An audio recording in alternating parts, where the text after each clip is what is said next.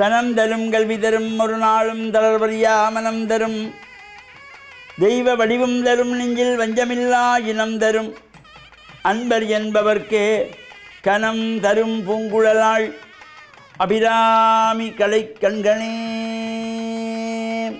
ஓம் நமச்சிவாய. மேன்மைகள் சைவநீதி விளங்குக உலகமெல்லாம். நோயற்ற வாழ்வே உறைவற்ற செல்வம். அந்த நோய் நொடி இல்லாத வாழ்வுகின்ற உலக மக்கள் எல்லோரும் வாழ வேண்டும் என்று கலியுகத்தின் காந்தமலை ஜோதியாகிய சபரிமலை சுவாமி ஐயப்பனுடைய திருவடிகளை சிறந்தாழ்த்தி டான் தமிழொலி ஓம் தொலைக்காட்சி நேயர்கள் அனைவருக்கும் சர்வதேச இந்து மத குருபீடம் அகில இலங்கை சபரிமலை ஸ்ரீ சாஸ்தாபுரத்தின் சார்பில் இனிய வணக்கங்களும் நல்லாசிகளும். இன்றும் மங்களகரமான குரோதி வருஷம் சித்திரை மாதம் 25ஆம் நாள் 8/5/2024 புதன்கிழமை. இன்று மலர்ந்திருக்கின்ற இன்றைய பொழுதும் நம் எல்லோருடைய வாழ்விலும் எல்லா விதமான சிறப்புகளும் வெற்றிகளும் கிடைக்க இறையருளும் குருவருளும் பூர்ணமாக நிறைய வேணும் என்று பிரார்த்தித்து இன்று புதவாரம் என்று போற்றுகின்ற புதன்கிழமை. இந்த வாரங்களுக்குள்ளே ஒரு அற்புதமான நாள் இந்த புதன்கிழமை. சுபகாரியங்கள் தொடங்குவதற்கு, சுபகாரியங்களை செய்வதற்கு, சுபகாரியங்கள் சம்பந்தமான ஏற்பாடு செய்வதற்கு இந்த புதன்கிழமை பொன் கிடைத்தாலும் புதன் கிடைக்காது என்பார். அவர் ஒரு சிறப்போடு கூடிய இந்த புதன்கிழமை. இன்றைய நாளிலே இந்த சித்திரை மாதத்திலே வருகின்ற பரணி நட்சத்திரம் சித்திரை பரணி. அதே போல் பகல் 2:17 மேலே கார்த்திகை நட்சத்திரம் கொடுக்கிறது. முருகனுடைய வழிபாடு. சித்திரை பரணி பைரவ பெருமானுக்கு வழிபாடுகள் செய்வதற்கு ஒரு சிறப்பு சித்திரை பரணியிலே. அதேபோல் சிறுத்தொண்ட நாயனாருடைய குருபூஜை நாள். இவ்வாறு பல சிறப்புகள் கூடியதாக அமைந்திருக்கின்றது. சித்திரை பரணியிலே பைரவ பெருமானுடைய ஆலயங்களிலே விசேஷமான பூஜைகள், வழிபாடுகள், அபிஷேகங்கள், நெய் தீபங்கள் ஏற்றி வழிபாடு செய்வது, பிரார்த்தனைகள் செய்வது, நமது மனதிலே இருக்கின்ற கஷ்டங்கள், துன்பங்கள், சோகங்கள், வேதனைகள், சங்கடங்கள் நீங்குகின்ற வகையிலே பைரவ பெருமானை வேண்டி பிரார்த்தனை செய்வது. பரமனை மதித்திலா பங்கையாசனன் நொடுதலைகளியே ஒளிந்தவானவன் குருதியும் அகந்தையும் கொண்டு தண்டமும் புரி தரு வடுகனை போற்றி செய்வோம் என்று இந்த பைரவ பெருமான் ஆணவத்தை அழிப்பதற்காக, பிரம்மனுடைய ஆணவத்தை அழிப்பதற்காக அந்த சராசரங்களையும் ஆளுகின்ற இறைவன் விண்ணகத்தே வரும் நன்னமும் மாற்றாத மெப்பொருளாகிய பரம்பொருள் இந்த பிரம்மனுடைய ஆணவத்தை அகந்தையை அடக்குவதற்காக எடுத்த முகூர்த்தம் இந்த பைரவ முகூர்த்தம். இந்த பைரவ பெருமானை வழிபாடு செய்கின்ற பொழுதிலும் தயிர் அபிஷேகம் செய்து வழிபாடு செய்யலாம், இளநீர் அபிஷேகம் செய்து வழிபாடு செய்யலாம், பொங்கல் வழிபாடுகள், வடைமாலை சாத்தி வழிபாடு என்று நாமெல்லாம் இதை இஷ்ட தெய்வங்கள், குலதெய்வங்கள் பைரவராகி இருக்கின்றவர்கள் இந்த சித்திரை பரணியிலே பைரவ பெருமானை இஷ்ட தெய்வமாக கொண்டவர்கள், குலதெய்வமாக கொண்டவர்கள் பொங்கல் வழிபாடு செய்து பிரார்த்தனைகள் செய்கின்ற பொழுது எல்லா விதமான சிறப்புகளும் கிடைக்குமா. இந்த பைரவர் பூஜையிலே இந்த தேவேந்திர முகூர்த்தம் என்கின்ற நண்பகல் 12 மணிக்கு இந்த பொங்கல் வைத்து வழிபாடுகள் செய்து பிரார்த்தனைகள் செய்கின்ற பொழுது அது உடனடியாக சித்திக்கக்கூடியது. எனவே இந்த சித்திரை பரணியிலே வைரவர் வழிபாடுகளையும் செய்து ஏனைய குலதெய்வங்கள், இஷ்ட தெய்வங்களையும் வழிபாடு செய்து மாலை வேளையிலே 2:17 மேல் கார்த்திகை நட்சத்திரம் வருகிறது.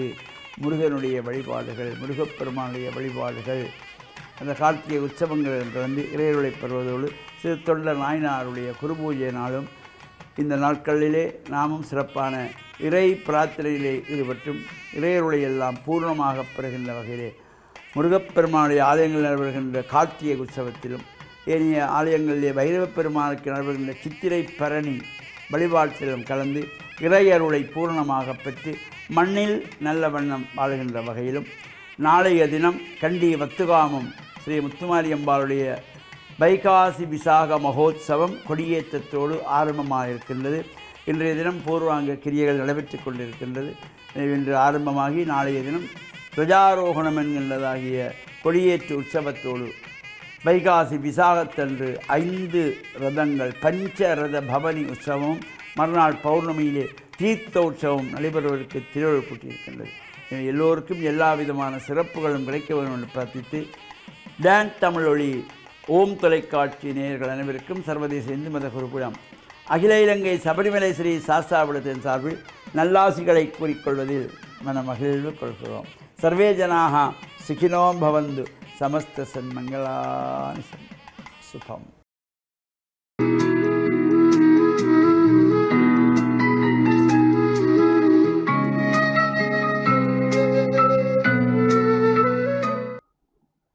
இறை இயேசுவில் என் அன்பு நெஞ்சங்களே, கிறிஸ்தவ நற்சிந்தனை வேளையில் உங்களை சந்திப்பதிலே எனக்கு மிக்க மகிழ்ச்சி. ஆண்டவர் இயேசுவின் அன்பும் அருளும் உங்கள் அனைவரோடும் இருப்பதாக. திருத்தூதர் பணிகளிலே இந்த நூலில் பவுலுடைய மறைப்பணி பற்றிய பல நிகழ்வுகள் எழுதப்பட்டிருக்கின்றன. பவுல் அடிகளார் எத்தென்ஸ் என்று சொல்லப்படுகின்ற ஒரு கிரேக்க நகருக்குள் போகின்றார். அந்த நகரிலே அவர் தம்முடைய நற்செய்தியை அங்கு எடுத்துரைத்த பொழுது பலர் அவரை எதிர்த்தார்கள். ஏதோ ஒரு அந்நிய தெய்வத்தை கொண்டு வந்து இங்கு அறிமுகப்படுத்துகிறார் என்று குறை கூறினார்கள். இவ்வாறு இயேசுவை அறிவித்த பவுல் அடிகளார் எப்படி இவர்களுடைய வாழ்க்கையிலே அந்த உண்மையை எடுத்துரைக்க முடியும் என்று சிந்தித்த பொழுது அவர்கள் அந்த பொது இடங்களிலே வைத்திருந்த பல சிலைகளை பார்க்கின்றார், பீடங்களை பார்க்கின்றார். பல்வேறு தெய்வங்களுக்கு அவர்கள் வழிபாடு செலுத்தி கொண்டு வருகின்ற வேளையிலே ஒரு பீடத்தை அவர்கள் அமைத்து யாரும் அறியாத தெய்வத்திற்கு என்று சொல்லி அவர்கள் அந்த பீடத்தை ஒப்புக் கொடுக்கின்றார்கள். அந்த பீடத்தை அவர்கள் அந்த இடத்திலே வைத்திருக்கின்றார்கள். பவுல் அவருடைய அறிவு சிந்தனை, அவருடைய மதிநுட்பத்தை பயன்படுத்தி சொன்னார், நீங்கள் வழிபட்டு கொண்டு வந்த இந்த யாரும் அறியாத தெய்வத்திற்கு, அந்த தெய்வத்தை பற்றித்தான் நான் பேசுகின்றேன். அவர்தான் ஆண்டவர் இயேசு கிறிஸ்து. கடவுள் அவரை அனுப்பினார், அவர் பாடுபட்டு மரித்து உயிர் தெழுந்து விட்டார் என்று சொல்லி அந்த மக்கள் அதிர்ந்து போனார்கள், ஏற்றுக்கொண்டார்கள். சரியான ஒரு விடையை இவர் கொடுத்து விட்டார் என்று அவர்கள் மகிழ்ந்தார்கள், அவர்களே நம்பிக்கை வைத்தார்கள். எங்களுடைய வாழ்க்கையிலே நாம் மற்றவர்களோடு உறவாடுகின்ற பொழுது, பேசுகின்ற பொழுது, உரையாடுகின்ற பொழுது அவர்களுடைய குறைகளை நாங்கள் கண்டுகொண்டால் எங்கள் மத்தியிலே நெருக்கம், ஒற்றுமை, புரிந்துணர்வு ஏற்படாது. ஆனால் ஏற்கனவே அவர்களுக்கும் எனக்கும் இடையிலே என்ன ஒற்றுமை, ஒருமைப்பாடு இருக்கின்றது என்று கண்டுபிடிக்கின்ற பொழுது அந்த ஒற்றுமையிலே நாங்கள் எங்களுடைய உறவை பலப்படுத்திக் கொள்ள வேண்டும்.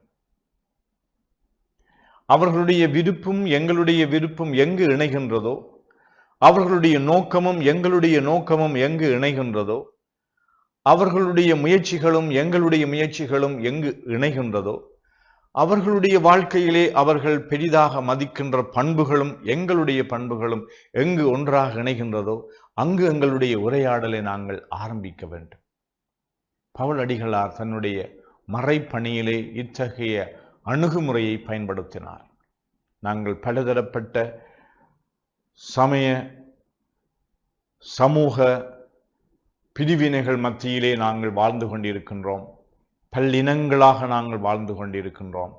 எவ்வாறு நாங்கள் மற்றவர்களோடு இந்த உரையாடலை தொடுத்து இவர்களோடு நாங்கள் ஒப்புரவு செய்து கொள்ள, இணைந்து வாழ்வதற்கு நாங்கள் வழிகளை தேட வேண்டும் என்று சொன்னால், அடுத்திருப்பவர்களுக்கும் எங்களுக்கும் இடையிலே எது எது எங்களை பிரிக்கின்றது என்பதை பார்க்க எத்தகைய விடயங்கள் எங்கள் மத்தியிலே இணைக்கின்ற பாலங்களாக இருக்கின்றது என்று இதை நாங்கள் பெரும் உரையாடலை பற்றி சமய ரீதியாக, சமூக ரீதியாக, அரசியல் ரீதியாக நாங்கள் உரையாட வேண்டும் என்று சிந்திப்பதிலும் பார்க்க எங்களுடைய குடும்பத்துக்குள்ளே, எங்களுடைய அன்றாட வாழ்க்கை சூழலிலே எவ்வளவு தூரம் நாங்கள் மற்றவர்களோடு எங்களுடைய உறவை தொடுத்துக் கொள்வதற்கு பாலங்களை அமைத்துக் கொள்ள முடியும், எங்கு நாங்கள் ஒருவர் மற்றவரோடு இணக்கம் செய்து கொள்ள முடியும் என்று சிந்திப்போம்.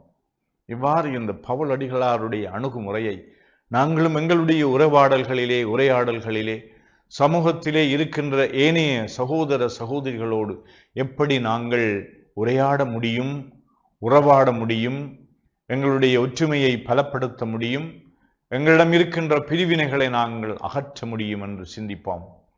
இறைவன் எங்கள் அனைவருக்கும் இந்த நாளிலே அருள் கூறுவாராக. ஆமீன்.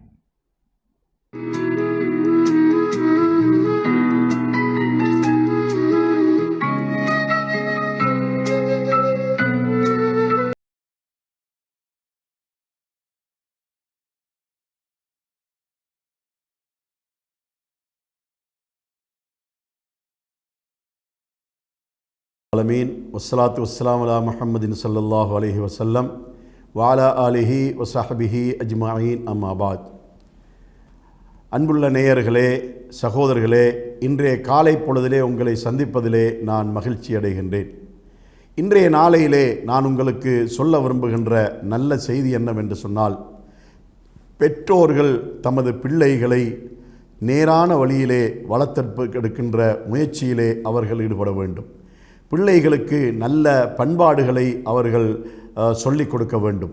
பிள்ளைகளை நல்லவர்களோடு பழகுகின்ற ஒரு பழக்கத்தை நமது பெற்றோர்கள் ஏற்படுத்திவிட வேண்டும். ஏனென்றால் சிறு பருவத்திலே பிள்ளைகளுக்கு நாம் ஊட்டுகின்ற அந்த பண்பாடுகள் தான் அவர்கள் வயது வாலிபர்களாகினாலோ அந்த வயதை தாண்டியதற்கு பின்னாலோ அவர்களை நல்ல பிள்ளைகளாக, நல்ல சமுதாய மக்களாக அவர்களை நாம் மாற்றி அமைக்க நம்மால் முடியும்.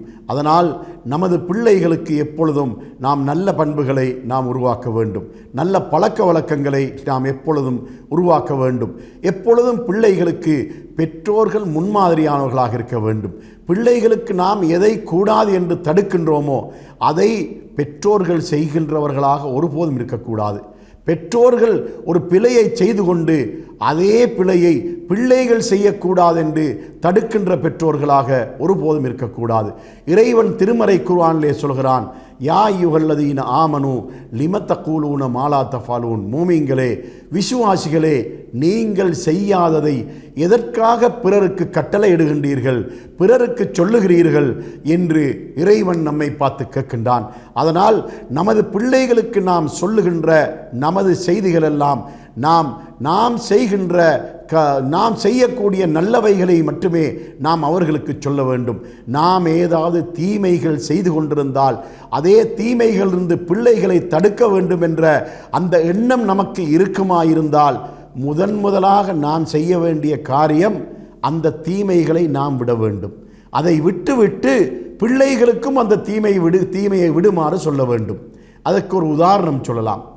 இன்று புகைக்கின்ற பழக்கமுடையவர்களாக, புகைப்பிடிக்கின்ற பழக்கமுடையவர்களாக அதிகமான ஆண்கள் இருப்பதை பார்க்கின்றோம். ஐரோப்பிய நாடுகளில் பெண்களும் புகைக்கின்றார்கள். இலங்கையை பொறுத்தவரையில், ஆசியா நாடுகளை பொறுத்தவரையில் அதிகமாக ஆண்கள் தான் புகைக்கின்றார்கள். புகைக்கின்ற ஒரு தந்தைக்கு தனது மகன் புகைப்பழக்கமுடையவனாக இருப்பதற்கு விருப்பமில்லை. அதனால் இவன் புகைத்து கொண்டே மகன் புகைக்கின்ற போது மகனை தண்டிக்கின்றவனாக இருக்கின்ற ஒரு தீய பழக்கத்தை நாம் பார்க்கின்றோம். இறைவன் என்ன சொல்கிறான்? நீங்கள் செய்யாததை ஏன் பிறருக்கு செய்யுமாறு ஏவுகின்றீர்கள்? நீங்கள் எதை கூடாது என்று கருதுகின்றீர்களோ அதை நீங்கள் விட்டுவிடுகின்ற வரைக்கும் ஏன் உங்களது பிள்ளைகளுக்கு விடுமாறு நீங்கள் தடை செய்கின்றீர்கள், கட்டளையிடுகின்றீர்கள் என்ற இந்த கருத்தை தான் திருமறை குர்ஆனிலே இறைவன் நம்மை பார்த்து கேட்கின்றான். அதனால் மது பழக்கம் உள்ள ஒரு தந்தை தனது மகன் மது அருந்துகிறான் என்று சொன்னால் இவன் முதலாவது அதை விட வேண்டும். அதனால் அதற்கு பின்னால் பிள்ளையை விடுமாறு சொல்ல வேண்டும். புகைக்கின்ற பழக்கமுடைய ஒரு தந்தை முதலாவது தன்னிடத்தில் இருக்கின்ற பழக்கத்தை விட வேண்டும். அதன் பின்னால் தனது பிள்ளைக்கு அதை விடுமாறு அவன் கட்டளையிட வேண்டும். அவ்வாறு கட்டளையிட்டால் அந்த பிள்ளை அதற்கு செவிதாழ்த்த ஒரு சந்தர்ப்பம் இருக்கின்றது. ஏனென்றால் அந்த பிள்ளை சிந்திக்கும், ஆம், தந்தை தனது கெட்ட பழக்கத்தை விட்டுவிட்டார், புகைக்கின்ற பழக்கத்தை விட்டுவிட்டார், அதனால் நானும் விட்டுவிட வேண்டும் என்று அந்த பிள்ளை ஒரு முடிவுக்கு வர வாய்ப்பு இருக்கின்றது. அதனால் தீய பழக்கங்களை நம்மிடத்தில் வைத்துக்கொண்டு அதே தீய பழக்கங்களை செய்கின்ற நமது பிள்ளைகளுக்கு அதை செய்யக்கூடாது என்று தடுக்கின்ற இந்த ஒரு அறிவீனமான நடைமுறை ஒரு எந்த பெற்றோர்களிடத்திலும் இருக்கக்கூடாது என்பதை நான் இந்த இடத்திலே உங்களுக்கு இந்த காலை பொழுதிலே சொல்லிக்கொள்ள விரும்புகின்றேன். அதனால் பிள்ளைகளை பராமரிக்கின்ற, பிள்ளைகளை நேர்வழியிலே வழிநடத்துகின்ற பெற்றோர்கள் ஒவ்வொருவரும் மிக மிக கவனமாக வழிநடத்த வேண்டும். தம்மை முன்மாதிரியாக கொண்டே தமது பிள்ளைகள் நேர்வழி நடக்க வேண்டும் என்பதை கவனத்தில் கொண்டு தாம் நல்ல பழக்கமுடையவர்களாக, நல்ல பண்பாடுகளுடையவர்களாக அவர்கள் நடந்து கொண்டு அதே பழக்கங்களை, அதே பண்பாடுகளை பிள்ளைகளுக்கு ஊட்டுகின்ற பெற்றோர்களாக நமது பெற்றோர்கள் மாற்றமடைய வேண்டும் என்பதை இந்த காலை பொழுதிலே கூறிக்கொள்கிறேன். வாஹிரு தஅவானா.